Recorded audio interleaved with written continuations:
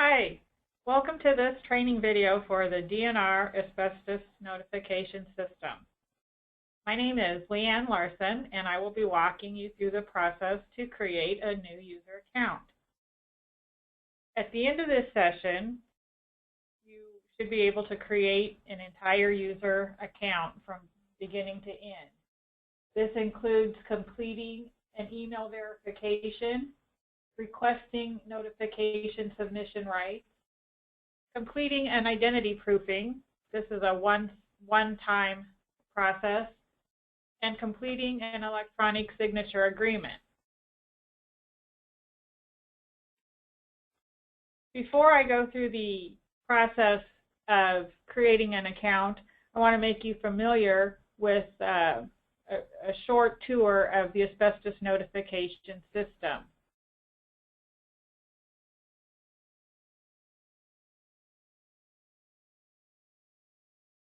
Asbestos notification system will be accessed from the Asbestos Training Fire webpage from DNR Air Quality. Once you are here, we have some tools at the top of the screen. If you click on Help, it will open up a user guide.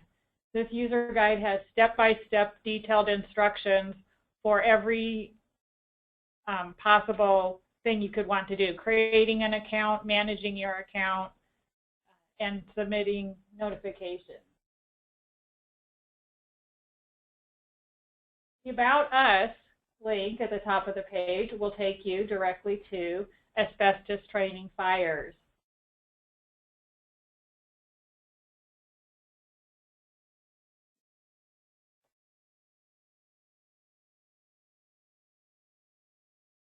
And then the Contact Us link will give you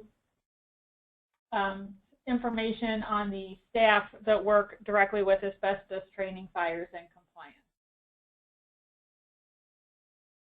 I'll go back to home. And now let's get started with Create Account. I'll click on the button underneath Create Account.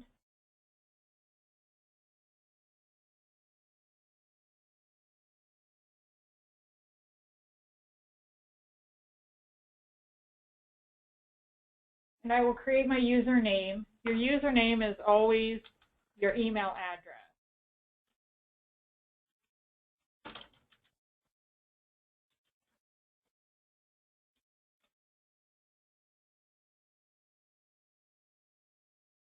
You have to click in the username field in order for that to work. Let me try again.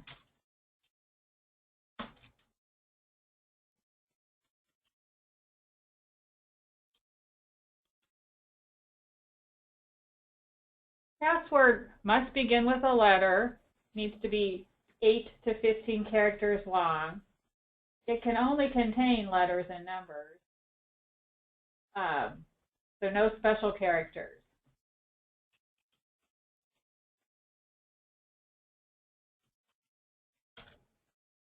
And then you'll see that I get messages indicating my passwords match. Contact information. This is an account simply for the instructional videos, so this is going to be Jane Testing. I need to search for an organization to find the company that I'm working with. It's very likely that your organization is already in our database. So I click Search Organization, and I'm going to search for DNR. And DNR has a record in there. If I click on the number under Select, then you can see it populates the fields with the name of my organization and my address. However, I'm at a specific bureau, and I've decided I'm not going to use the DNR headquarters, so I'm going to search for Air Quality Bureau. And if I search for air quality, I get a message that no data found. At this point, I can add a new company. I'm going to do that as an instructional step. So air Air Quality Bureau with my address here on Hickman Road.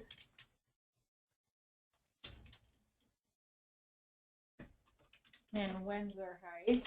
Got to spell that correctly.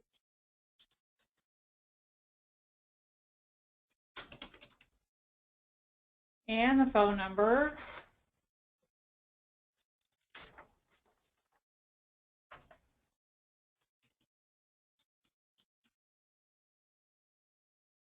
Now I'm going to click Save. And now my correct information is there.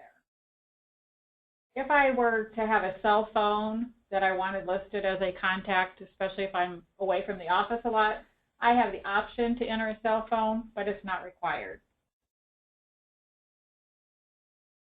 The next step is creating 5 secret questions that I know the answer to. And this is useful because when I'm submitting my notifications, I will be prompted with one of these 5 questions. A couple of key points here is your answer has to be at least 4 characters long. It can be numbers or letters, but it has to be a minimum of 4. And just for the sake of making things easy, I always type in the answers to my questions in lowercase. Then I don't have to remember, do I capitalize it or use both upper or lower. That is just something I found makes it easy for me. So the first and middle name of my oldest sibling, well, Jane Tester's siblings are Test. And the favorite vacation destination is Test. Again, you're going to provide answers to questions specific and personal to you. And I don't want to answer the model of my first car, so I'm going to pick where did I graduate from high school. It was a Test high school. And my TV show is Test. If you make typographical errors, you do have to remember them because it will expect you to type something. So that is, like if I actually hit save and I spelled test, T-E-S-E-T, if I don't type it that way when prompted for the answer, it will fail. At this point now I've got 5 questions with answers that I've typed all in lowercase. They're easy for me to remember, but somebody else from the outside will probably not be able to guess that if I was using a real life scenario. And I'm going to create an account.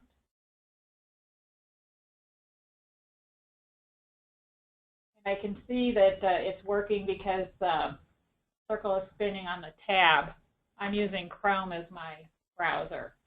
Now I get a notice that my account has been successfully created, and it's telling me to complete the registration, I have to complete the email verification step. What this means is I need to go into the email address that I provided when I created the account as my username. I'm going to go into that, and I see here I have an email with the sender as Asbestos. The subject is Iowa DNR Asbestos User Verification. When I open that up, there is a link here. If the link were not in blue and if it were not an active hyperlink, for example, if your account is in Yahoo Mail, you may have to copy this and paste it in. But we found 90% of the email accounts, it works as an active hyperlink. So I click on this. It goes back into the asbestos notification system. And I have a different message now under Manage Account. Your account has been registered. You have rights to input notification data and view notifications for which you have been granted rights. You do not have rights to do official submission of notifications. To request rights to submit notifications, click Request Notifications Submission Rights button.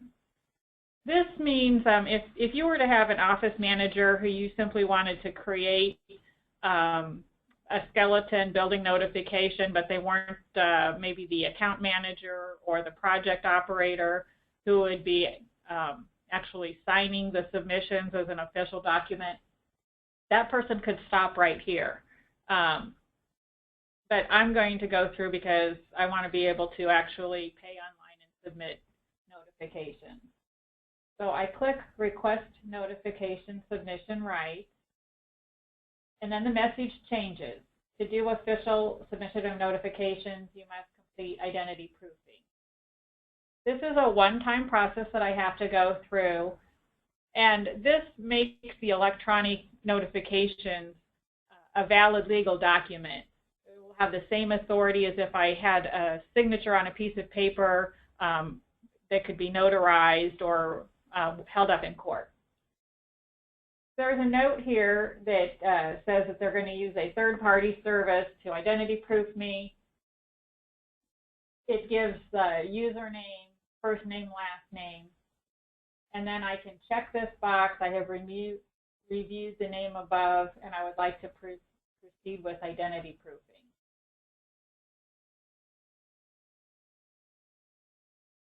And for the purposes of this training, I'm going to enter my own personal information. My Social Security number is not even going to display on the screen. That's hidden. My birth date, it is month, day, year. And then it's my personal email, my personal home address. And this is in order to show that I am not a computer robot or something like that. And this information is not kept in the asbestos notification system. Once I've proven who I am, then the information is discarded. I'm going to request identity proof.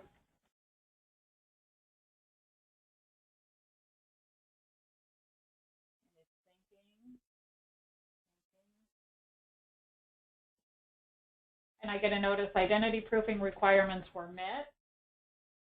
So I can sign in, enter notifications. In order to submit notifications, I have to create an electronic signature. I'm going to click this button. And here you will see reinforcement that it did not keep my own personal information. It's got the Air Quality Bureau is my organization with the information, the correct street address for Air Quality Bureau. My name is Jane Testing with the username of DNR@airquality3@gmail.com.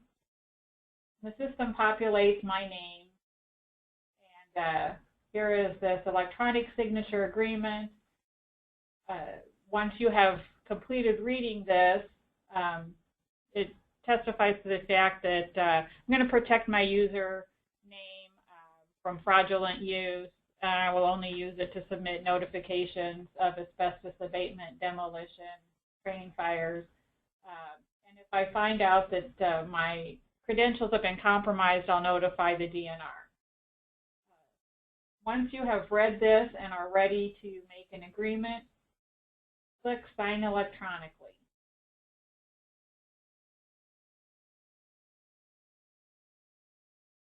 One more certification acknowledgement.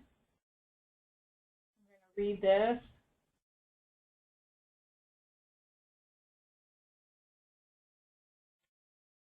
And I will click on Accept.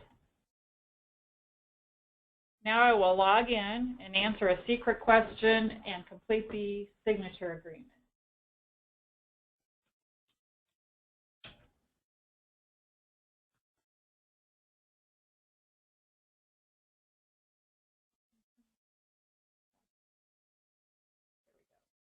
And I'm prompted at random for one of the secret questions.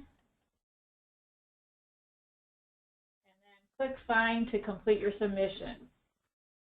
I will sign this.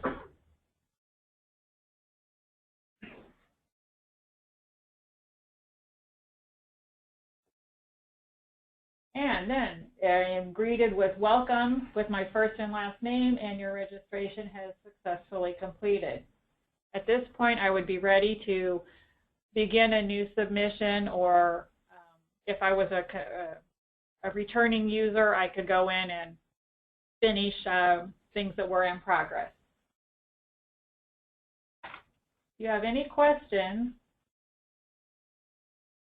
this is our email address, asbestos@dnr.iowa.gov.